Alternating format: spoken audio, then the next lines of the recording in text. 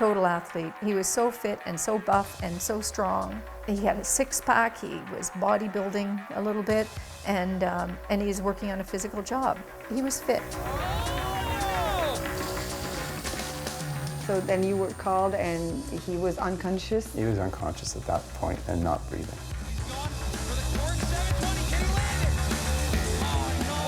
Notre hypothèse est assez simple. Ça augmente la tension artérielle, ça augmente la fréquence cardiaque, ça perturbe le sommeil et ça joue sur la fonction du cœur. C'est comme l'alcool. Ça tue pas du monde tout le temps, mais on s'entend que dans certaines circonstances, ça peut tuer du monde. Là, je vais rebrosser à soir, on n'aime pas un petit Red Bull. Okay. Avec, qu'est-ce qu'il y a dans ton verre? Un rum and coke. I don't want to see another family live through what my family did. Alors, est-ce qu'on attend qu'il y ait de plus en plus de décès ou est-ce qu'on agit maintenant?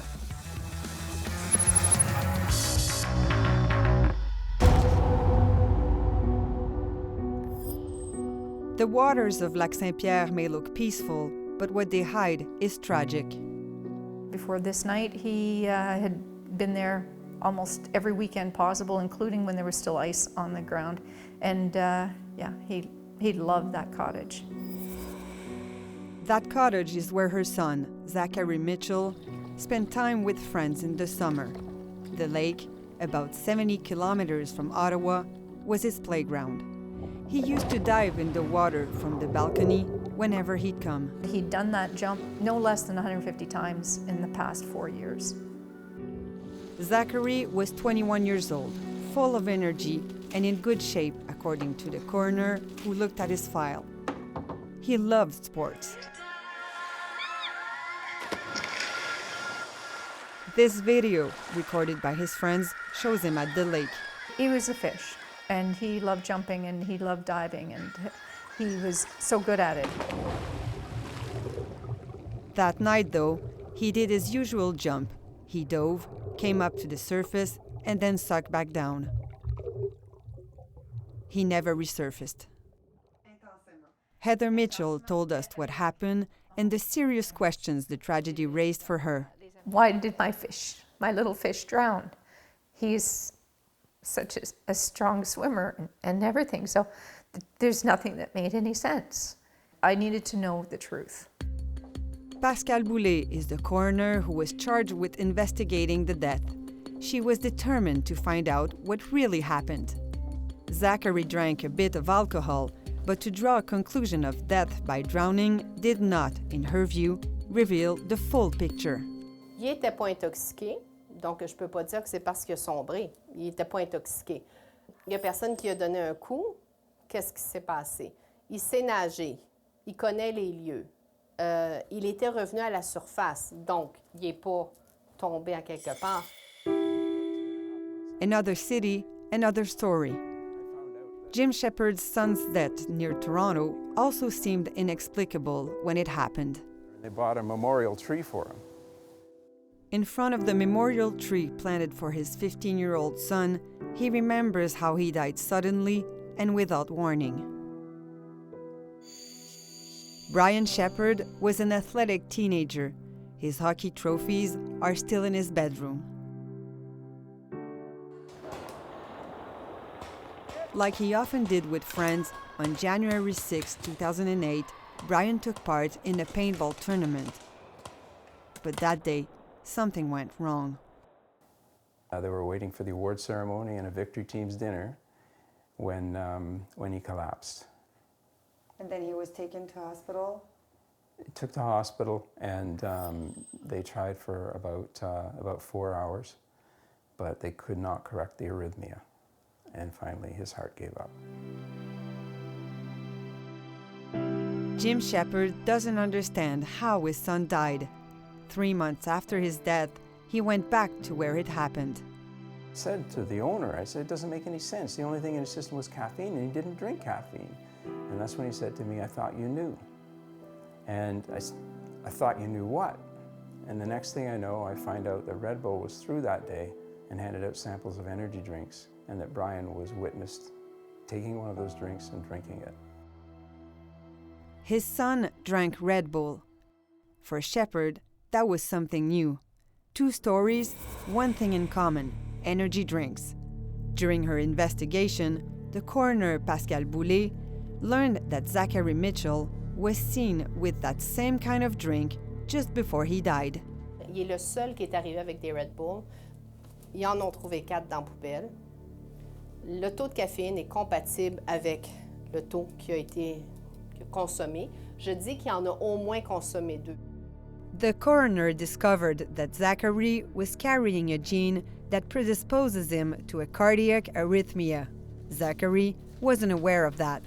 The arrhythmia was triggered when he combined exercise with Red Bull. Toute la preuve appuie le fait que les boissons énergisantes ont quand même contribué. Elles ne sont pas la cause du décès, mais elles ont contribué à une arythmie. Et le fait que Zachary était dans l'eau, ben là, il a sombré et il s'est noyé. I always say that I suspect the energy drink caused my son's death. I can't prove it. But as far as what my heart says, that energy drink was the only thing different that day than any other day of his athletic life. And I think that drink was contributory to my son's death if it wasn't the whole cause.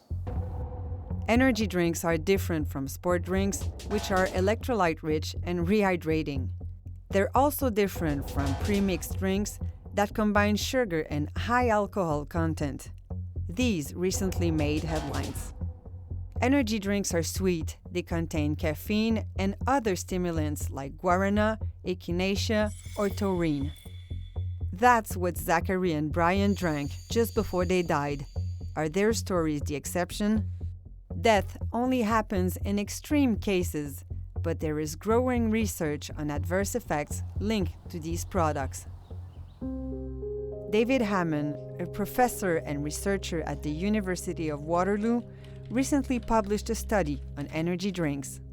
We found that just about half of anyone who'd ever tried an energy drink reported experiencing an adverse effect.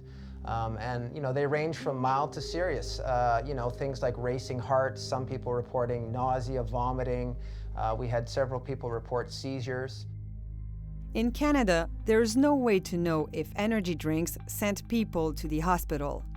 But we've discovered that poison centers keep a register of the calls they receive for adverse effects linked to those products. For the first time, we've gathered the data collected in these calls across the country. 7 provinces answered our questions. Our figures show that each year, more than 100 Canadians call poison centers for cases linked to energy drinks. And since 2012, there were more than 900 calls. C'est certain que les appels au centre antipoison ne documentent pas l'ensemble des expositions. Évidemment, il faut, nous connaître, puis 2, nous appeler, bien évidemment. Est-ce que c'est possible qu'on n'ait qu'un aperçu de ce qui se passe réellement dans la consommation? Oui, c'est possible, oui. Il pourrait y avoir des gens qui ont eu des réactions adverses qui ne nous ont pas contactés. Ça, c'est tout à fait possible, oui. In the US, the number of emergency room visits linked to energy drinks doubled, increasing from 10 to 20,000 between 2007 and 2011. But the cause of these adverse effects remains a mystery.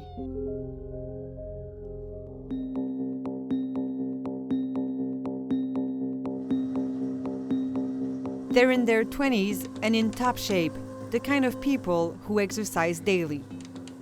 But in the next few minutes, one of them is about to find out that energy drinks are not as benign as they seem. Jérémy, who's 20, Catherine, 21, and Nicolas, 23, have never had one before. Ça a quand même un bon goût surprenant. Ça goûte bon, s'il y a du café là-dedans, on le goûte pas vraiment. J'en reviens pas, c'est vraiment bon.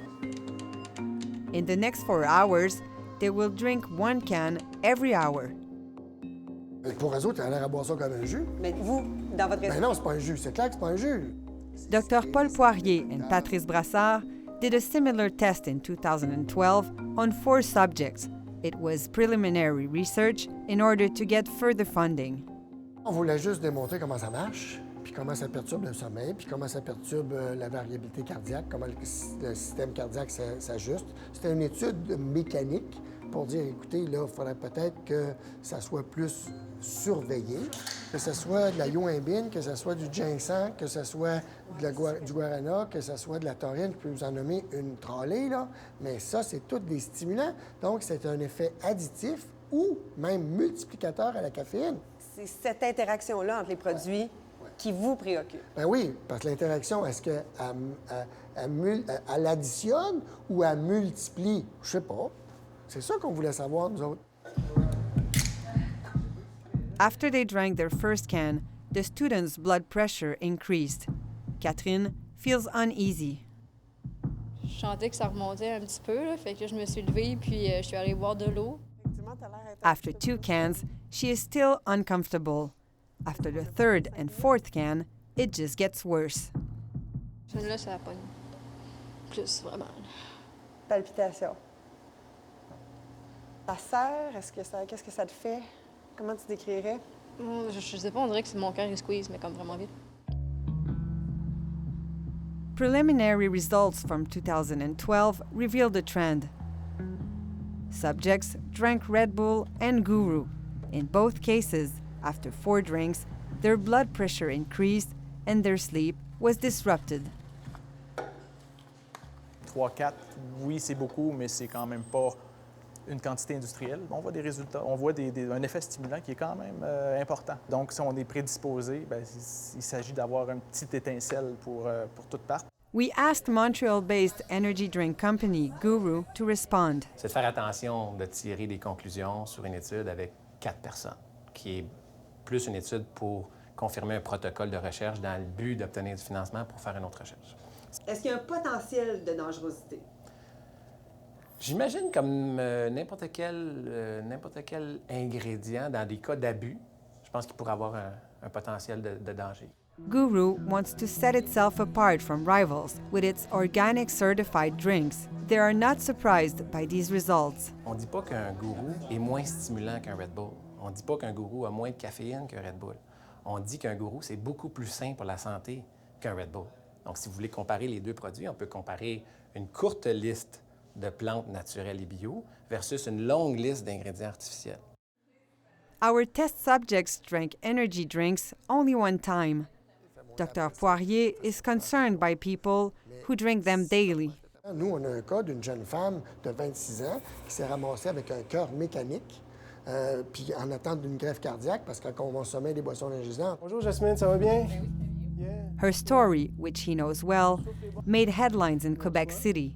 The young woman was treated by one of Dr. Poirier's colleagues. He says her case shows what can happen when you drink 4 cans a day, just like in the experiment, but on a daily basis. C'est des constituants avec la caféine puis avec d'autres produits qui peuvent être délétères si c'est pris en trop grande quantité. Qui peuvent être dangereux, direz-vous? Mortels. Je veux dire, la mort ne peut pas être beaucoup plus grave que ça. Là. À cet âge-là, c'est tannant. Well, when Brian died, I didn't know anything about it. I didn't know what an energy drink was. You know, there's something out there that potentially killed my son, and yet I don't know what it is. After his son's death, Jim Shepherds felt he needed to get to the bottom of things. Our children deserve a precautionary approach. He started lobbying politicians and publicizing the dangers associated with energy drinks. I've shared my story about Brian with people, and they say, oh, I tried one of those drinks, I'll never try it again. And I said, did you report it to Health Canada? And the answer, except for one case, and I'm talking about 30 or 40 people, has been no. But he did. Jim Shepherd reported his son's death to Health Canada, specifying it happened after he had an energy drink. This information became available to all Canadians on a website called Canada Vigilance. From 2003 to 2013, 143 adverse effects, some involving kids as young as 8 years old, were made public, including 3 deaths. So Brian is one of 3 teenage deaths in Health Canada's database. And I think it's very important that that gets documented by anybody. How important was it for you? That's called transparency. And it was very transparent in those days. there were more reports related to energy drinks than anything else, than all over-the-counter drugs combined, for instance. So it did seem like there was something going on there that required more investigation. That's one of the reasons Health Canada assembled an expert panel in 2010. The final report, which includes 18 recommendations, is unequivocal. They recommend these products be treated like a drug, not as food, meaning they should not be sold over the counter. But the Conservative government did just the opposite. In response to the expert panel, Health Canada did its own study, and the government used that study to justify its position. We reached Samuel Godefroy, the Director General at Health Canada's Food Directorate, by phone. He's also a co-author of the study, and he still believes that it was the right thing to do, despite the adverse effects that were reported. L'échelle quand même épidémiologique, même si on a rapporté 100 cas, c'est 100 cas sur 1 milliard. Vous voyez ce que je veux dire? C'est 100 cas sur 1 milliard de consommation. In Ottawa, the decision is widely criticized. Why won't the minister respect these expert guidelines to protect our children's health? Surtout que la ministre de la Santé utilise son droit de veto pour aller à l'encontre de l'avis de son propre panel d'experts. Bonjour. Êtes-vous Monsieur Marchand? Today, energy drinks can still be purchased over the counter, and manufacturers are willing to pay to get their drinks big exposure. C'est pourquoi, exemple, Red Bull a leur frigidaire là et ont d'autres choses près du prêt-à-manger aussi. C'est ce qui impose comme condition pour avoir un prix valable sur les Red Bull. Since the change in regulations, Health Canada limited the caffeine content to 180 milligrams a can. It also now requires manufacturers to add warning labels. Nonetheless, sales of energy drinks have only gone up. 2.2 billion cans were sold between 2012 and 2017. Au départ, on n'en avait pas de frigidaire comme ça. On avait un petit coin plus reculé un peu, mais ça a tellement pris d'ampleur au fur et à mesure des années qu'on se doit de mettre en évidence les produits. But information on health problems linked to energy drinks is not as easily accessible. It's very hard to get. After changes made in 2013, Health Canada stopped publishing adverse effects linked to these products. The industry now has to report them to the government. Let's see what happens with that. So, for example, if a Red Bull drinker suffers an adverse effect, they now have to report it to Red Bull. Red Bull must then report it to the government. In other words, they're partly responsible for policing themselves. If you look at the can, there's no website, there's nothing on there. We went along with Jim Shepard as he tried to report his son's death directly to Red Bull. No phone number, no, they just want to do it by email. So there's no name or anything. There's nobody you can actually talk to. Not at this point, that's for sure. We asked Canada's biggest manufacturers how many incidents they've reported since 2012. None of them were willing to give us an answer, except Guru. The company says it received only one adverse effect report. Le consommateur se demandait s'il était allergique, il y avait un piquement dans la gorge. C'est pour ça que je suis très, très, très confiant de vous dire que notre produit est sécuritaire. On parle de plus de 100 millions de canettes dans les 5 dernières années. It took Health Canada 6 months to respond to our questions. From 2012 to 2017, 87 incidents of variable severity were reported. This included 4 deaths beyond the 3 that were reported prior to 2012. So, 7 deaths in total. Health Canada refused all of our interview requests. C'est pas parce qu'on n'en parle pas qu'il n'y a pas un problème de santé publique. C'est clair. Parce que, par exemple, aux gens de l'urgence, les médecins qui font de l'urgence, ils vont vous dire, ça ne disparaîtra pas demain matin, là.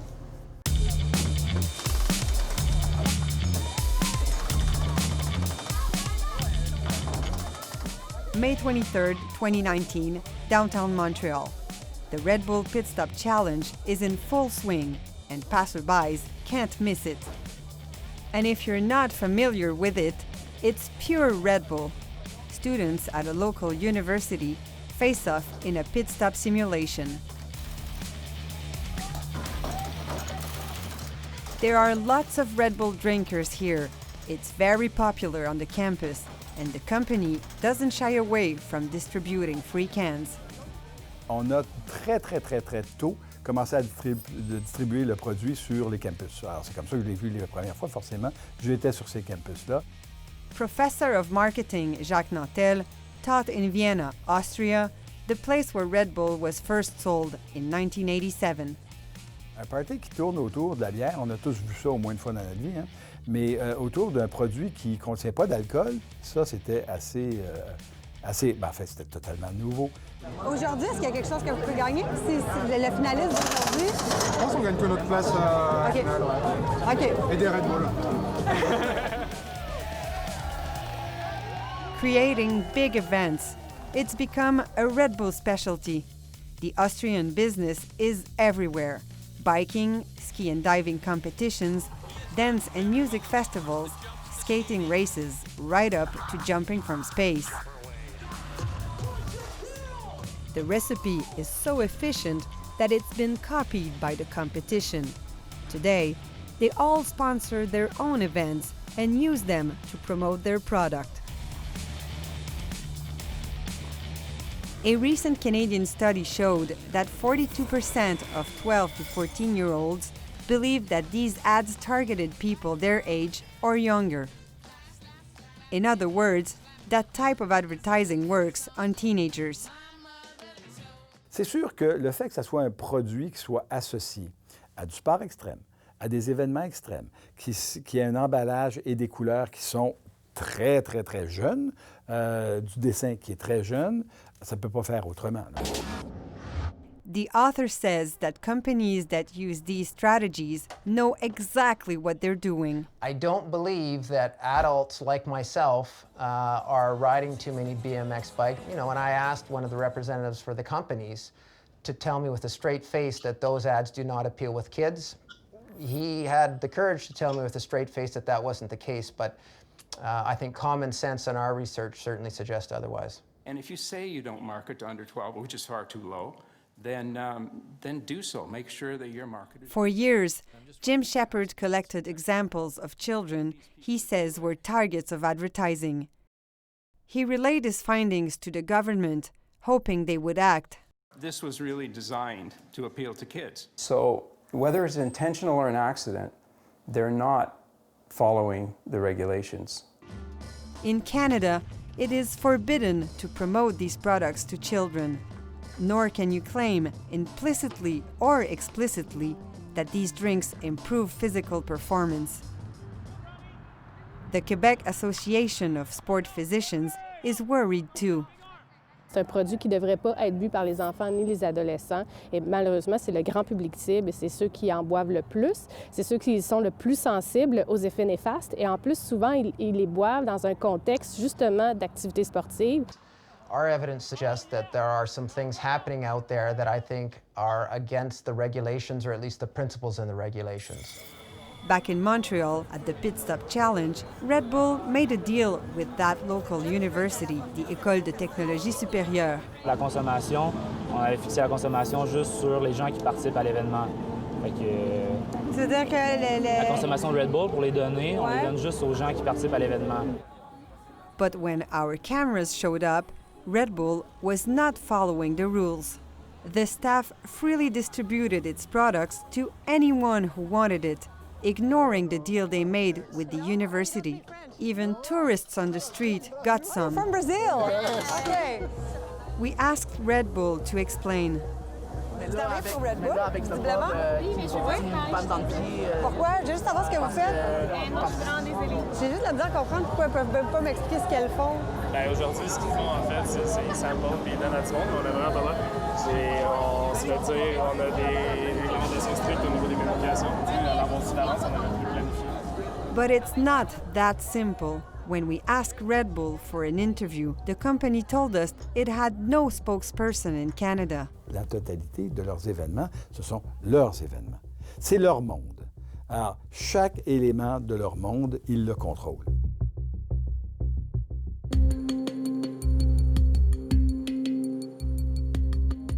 Okay, we'll turn right, but We couldn't find a Red Bull spokesperson in Montreal, so we went to Toronto, where the company's national headquarters is based. We went with Jim Shepard, who wanted to talk to the company about what happened to his son. On the company's website, there's no phone number or address. Jim wrote an email, but never heard back. This building here would be... That tall one that we're looking at there, right? The glass one? We decided to look Red Bull up online on the Commissioner of Lobbying's website. Okay, so it should be right here. And we even have a number. It's behind our streetcar. No. On a commercial street downtown, no signs and no trace whatsoever of Red Bull's presence. Using geo-tracking, our smartphones led us to this parking lot. Bingo. There seems to be... Got it? Oh, okay. Oh, look, it's there. See, I see Red Bull cans. Are you guys with Red Bull? Upstairs, or is this? No, it's separate. No, they actually don't have any signs. You have our door and next door is Red Bull. A worker in a nearby shop pointed us to the nondescript door that we had originally missed. There it is. It's a big step. There it is. We are clearly in the right place. Hi. Yeah, hi. We're looking for Jill Kenny. Jill Kenny? Yeah? Yeah? Thank you. The office is very trendy and very busy. Yeah, thank you. The director of communications came to meet us. Oh, hi, Jill. I'm Julie Dufresne from Radio-Canada. Oh. You probably got my email from Christina from Montreal this morning. Yeah, she gave me your phone number. Yeah, actually, because we were in Toronto and we actually wanted to meet with someone. She said... You guys can't film in here. Well, I just wanted to introduce you. You have to turn off there. You're not allowed to film in. Can you... When we showed up and asked hard questions, Red Bull was mostly focused on one thing, avoiding our camera. Why is that? Why aren't you accepting any interview, any request that we did? Or why can't Jim talk to an actual person when he tries to reach you guys? Christina mentioned no one at Red Bull speaks internally. But why? It's a rule that extends. Please turn off the cameras. Okay.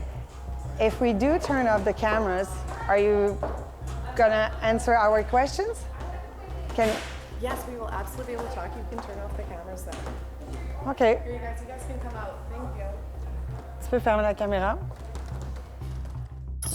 The rest of the conversation happened while our camera was turned off. That's what he said. Sounds suitable. So, what did she tell you over there? Because we had to stop recording at some point. Well, as far as what she told me, I could reach out without reporters and they'd have the discussion with me. Red Bull never got in touch with Jim Shepard. The company also refused our interview requests.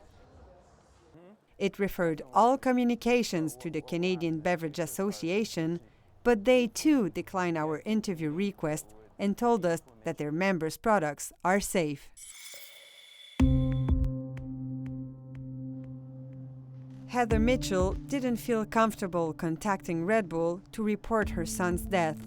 Instead, she wrote to the Canadian Food Inspection Agency, the CFIA, which is the only way it could be officially reported to the government. I even went to the website to try to report this. I couldn't figure it out. Even though the coroner came to a clear conclusion, CFIA sent her little more than a general statement. The email that I got back was rather strange. It addressed me by my first name. It gave me the mission statement of the CFIA, and then it signed their name signed it with a first name. Without asking you any further question about what you were actually reporting, your son's death? No, not even acknowledging my concerns. No acknowledgement whatsoever. So with that information, I thought, okay, they've just brushed me off. For an organization that is funded with taxpayers' dollars, that has 6,000 inspectors, to not have time to follow up on a report of a death seems deeply problematic to me. This is the part where they actually try to figure out who has to do something. Bill Jeffrey is a lawyer specializing in food and nutrition policy. He tried to figure out what happens when the CFIA receives an adverse effect report, like the one Heather Mitchell sent in for Zachary. Just like us, he had to file an access to information request, and he was troubled by what he saw. In an exchange of emails after a reported death, CFIA officials questioned the need to inform Health Canada. It revealed what seemed to be a very low level of curiosity and a kind of a haste to close files like they were hot potatoes. After a few days of discussions, one official wrote, Comme c'est le fabricant qui doit rapporter tout incident de consommation à Santé Canada dans le cadre d'un rapport annuel, l'Agence canadienne d'inspection des aliments n'a pas besoin de rapporter ces incidents à Santé Canada. In other words, the CFIA and Health Canada are not required to communicate. It just left me wondering, it's a death. Like, wouldn't you want to make sure that Health Canada is aware of this, you know?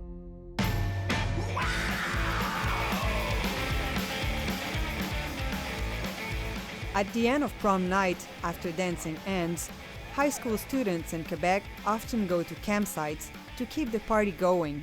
It's a tradition with only one rule: anything goes. In June 2019, our crew attended one of these parties. Most of the teenagers aren't of legal age to drink alcohol, but it's a special occasion, and they want to keep going all night. Pénis. Pourquoi t'apprends maintenant? Je suis un peu fatigué, là. Hier, j'ai brossé. OK. Là, je vais rebrosser à soir. On va me faire un petit Red Bull. OK. Avec, qu'est-ce qu'il y a dans ton verre? Un rum and coke. Tu me permets de regarder? Oui. Jean-Pierre, OK. On a un gourou, deux gourous. Deux gourous. Ça, c'est pour combien de personnes? Une. Ça, c'est ta réserve de la soirée. Oui, exact. Alcohol and energy drinks are such a dangerous mix that Health Canada now requires a statement on the label. Do not mix with alcohol. D'après toi, est-ce que genre la moitié du monde en a? Tout le monde en a? Je pense que la moitié en a. Au moins la moitié. Au moins la moitié, oui. OK. It's hard to know exactly how energy drinks are consumed. Lots of these post-grad parties take place in Rawdon, a small town near Montreal. Ironically, Rawdon is one of 60 municipalities in Quebec that banned energy drinks. But it's mostly a symbolic move. Dans nos édifices municipaux, on n'en a pas. Si on engage quelqu'un, on lui défend d'en vendre. Si on donne une concession à un endroit, il ne peut pas vendre. Ça, c'est clair.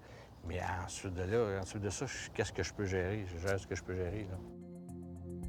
That doesn't stop convenience or grocery stores from selling them. And there are plenty of customers. C'est quoi, c'est du Monster que t'as acheté? En prends-tu souvent? Ouais, au moins 3 fois par semaine, là, je dirais. C'est du Red Bull, ça? Quelqu'un d'autre, ouais, c'est pas pour moi. Alors, est-ce qu'on attend qu'il y ait de plus en plus de décès ou est-ce qu'on agit maintenant? The industry markets its product around extreme sports events or party scenes, the places where these drinks can be deadly. Experts want stricter regulations. Est-ce qu'on demanderait à Molson de financer la maison Jean Lapointe? Pense pas, hein? Alors, pourquoi est-ce qu'on permet d'associer un produit qu'on sait qui peut mener à une arythmie dans des pratiques sportives? Bien là, est-ce que c'est seulement les intérêts économiques qui priment? Moi, je me pose la question. C'est sûr que ça s'adresse aux sportifs parce que le marketing est vraiment dirigé vers le sport. Il y a beaucoup d'athlètes qui sont commandités par les boissons énergisantes. En tant que médecin qui couvre des athlètes et des compétitions sportives, c'est quelque chose qui nous inquiète. On ne veut pas de mort subite, on ne veut pas d'accidents tragiques. If you're regulating a product, part of that is how it's promoted and advertised to people. That can influence who uses them and how they're using it. Red Bull has not and will not ever market to children. Anywhere governments try to ban or control sales, the industry is quick to counterattack. It seems to be there is no reason for banning or reducing, restricting energy drinks or caffeinated products to children. In 2018, the British Parliament held hearings on banning energy drink sales to children under 16. The industry and their experts opposed the ban. They were questioned by MPs. So the question was of whether there are any health benefits from your product for children. Not that I know of, no.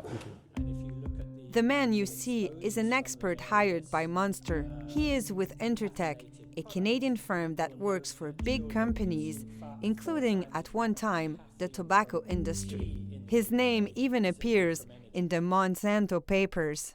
If you had a 10-year-old child, would you feel comfortable about them consuming that? Definitely, I can see no problems in consuming an energy drink as opposed to a coffee, as opposed to tea.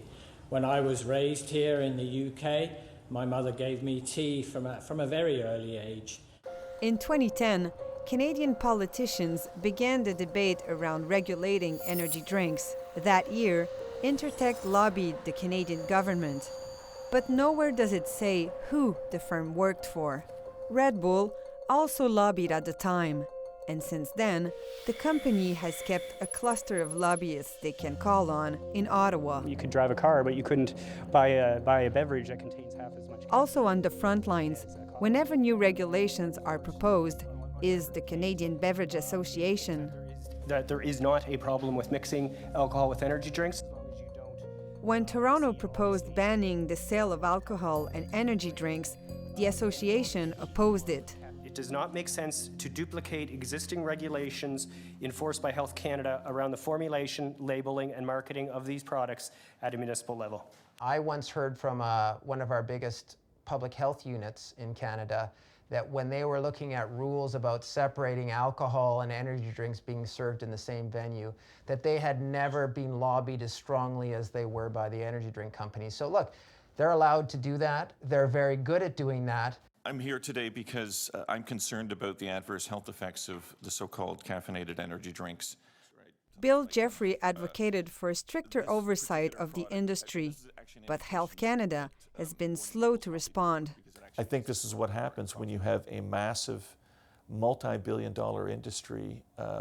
There's a lot of reluctance to, buck the system. Even if it's causing harm to individual humans.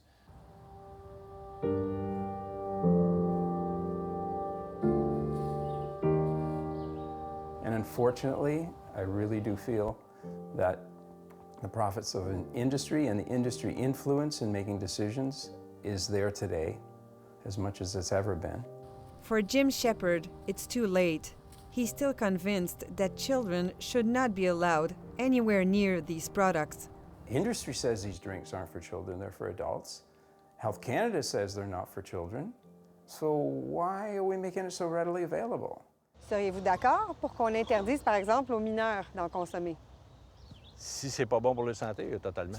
Si la réglementation est faite au niveau de la province, beaucoup plus facile à gérer. Beaucoup plus facile à gérer. On n'a pas à gérer ça. Even Guru doesn't oppose a ban for children under 16. Si je vois un jeune de 16 ans qui consomme un gourou par jour, je trouve pas ça scandaleux. Plus jeune que 16 ans, je trouve que c'est inapproprié. Pourquoi? Parce que je pense pas qu'à cet âge-là, on a nécessairement la maturité pour prendre les décisions pour soi-même. Many jurisdictions have tried to restrict access, though they're still sold over the counter in 175 countries. That is not a direct correlation between that and whether the product is safe or not. It's statistically irrelevant if you don't consider the outcomes of all the trips to the emergency, for example. If you don't consider Zachary's death, for example. Alors, je vous pose la question, est-ce que le décès de Zachary Mitchell était évitable? Oui, je pense que oui. If there's a possibility that something that's freely available in the marketplace is leading to deaths, we should know about it. I think that there is more accidental deaths out there that have not been put through the same rigors as I pushed my coroner, my son's coroner, to go through to find out the truth. I think that there's a lot more statistics to be found. As for Heather Mitchell, she hopes that sharing her story will change things and lead to more transparency.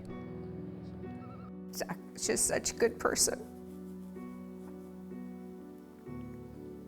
He meant the world to me. At least he will not have died for nothing. His death will have meaning.